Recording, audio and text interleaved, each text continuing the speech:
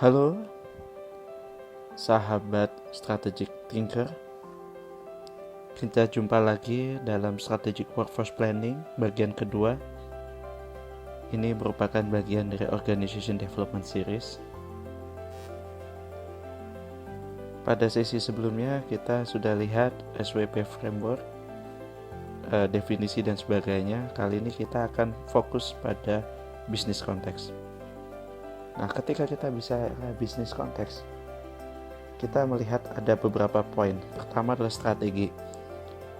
Untuk memudahkan pembelajaran, yuk kita lihat sebuah contoh bahwa ini kita ambil sebuah bengkel mobil ya. Di sini kita lihat profit and loss reportnya, di mana ada 2 tahun sebelumnya, tahun 2019 dan 2020. Kita lihat unit entry-nya selama 2 tahun terakhir 12.000 dan 13.000. Unit entry itu adalah jumlah mobil yang dilayani oleh bengkel tersebut selama 1 tahun. Terus kemudian kita lihat revenue-nya 6,2 miliar di tahun 2019 dan di tahun 2020 6,7 miliar.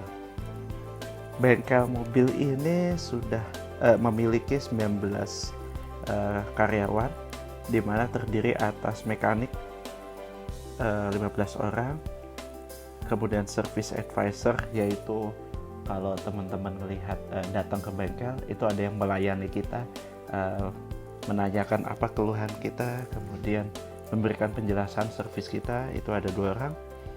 Kemudian ada kasir yang menerima pembayaran, dan ada parkman. Parkman itu orang di belakang yang mengurusi spare part atau suku cadang yang kita gunakan jika spare part kita rusak. Seperti itu. Nah, ini ada 19 orang. Bengkel ini saat ini hanya punya 1 bengkel di Jakarta. Nah, kita lihat strateginya bahwa si ownernya ini punya rencana di tahun 2021 mau buka bengkel 2 langsung sekaligus di Surabaya dan Jogja. Jadi kita lihat makanya angka unit entry-nya terlihat besar ya. Peningkatannya hampir 50% ya. Bukan lebih dari 50%. Lebih dari 50%. Demikian pula revenue-nya. Nah, ada beberapa informasi bahwa setiap karyawan itu gajinya 13 bulan, ada THR. Asumsi peningkatan gaji itu 6% setahun. Kemudian dalam 1 tahun itu ada 233 hari kerja dan 8 jam per hari. Nah, pertanyaannya, jika kita bicara tentang manpower ya, dalam 3 tahun ke depan sebetulnya bengkel ini butuh berapa orang sih? Kita lihat di sini. Coba kita lihat dengan data yang dilihat di sini, berapa sih jumlah orangnya? Silakan diperhitungkan. Oke, ada yang berapa? Ada yang 30, 25, ada yang 22 mungkin. Nah, coba kita lihat cara menghitungnya. Nah, cara menghitung manpower paling simple adalah simply kita tentukan berapa volumenya, dan kemudian setelah kita memiliki berapa standar productivity-nya, kita akan menemukan manpower-nya. Jadi ada 2 hal, volume, standar productivity. Nah, alternatif pertama, kita menggunakan unit entry sebagai dasar perhitungan. Productivity-nya kita menggunakan rata-rata dari 2 tahun ini. Mau pakai yang di sini boleh, tapi saya sih kita bisa menggunakan rata-rata. Jadi kalau bisa kita lihat unit entry-nya 20.000 dan average productivity-nya adalah 1 orang itu bisa menangani 675 unit entry per tahun. maka jumlah orang dibutuhkan menjadi 30.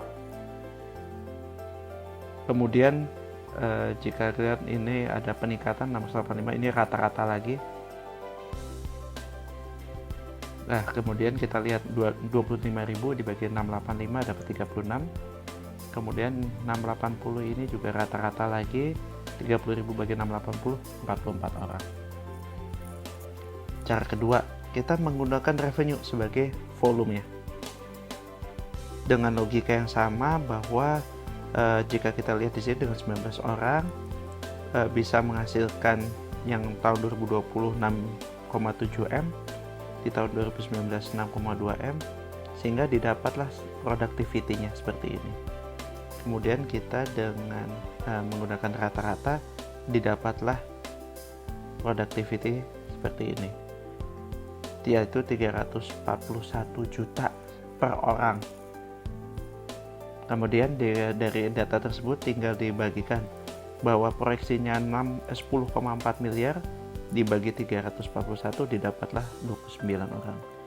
Dengan cara yang sama pula kita proyeksikan di 2022 dengan standar productivity 348 juta per orang, didapatlah diproyeksikan bahwa kita kebutuhan manpower di tahun 2022 adalah 39 orang dan seterusnya. Pertanyaannya, cara berhitung gimana ya? Nah, ada alternatif ketiga nih teman-teman. Jadi kita justru menggunakan employee compensation. Tapi ini bukan volume ya teman-teman. Ini untuk melihat sebenarnya batas jumlah orang yang bisa di-afford oleh company. Itu berapa banyak sih based on budget employee compensation. Nah, kalau kita lihat di sini based on employee compensation, nah, ada yang aneh nih. Kok hanya mampu 19 ya? Bahkan di tahun 2003 hanya mampu 18. Jadi ibaratnya dengan budget yang tadi kita lihat pada bisnis plan sebelumnya, mungkin kita lihat di slide sebelumnya. Oke, kita lihat di sini kita ada employee compensation budgetnya ya. Ini ada datanya. Kemudian dengan data ini kita coba lihat sebenarnya jatah jumlah orang yang ada itu ternyata hanya sekian teman-teman. Oke, bagaimana kalau ternyata kita butuhnya segini banyak tapi budgetnya hanya segini banyak? Ini dia teman-teman, kesalahan yang umum terjadi ketika kita memisahkan proses penyusunan strategi dengan budgeting. Orang seringkali lupa bahwa strategi dan sebagainya itu membutuhkan resource, bukan hanya uang, tapi juga orang. Nah, ini adalah salah satu contoh yang common terjadi. Budgetingnya menyebutkan angka sekian, ternyata hanya mampu untuk bayar sekian orang. Tapi kalau melihat dari kebutuhan bisnis, kebutuhannya sekian.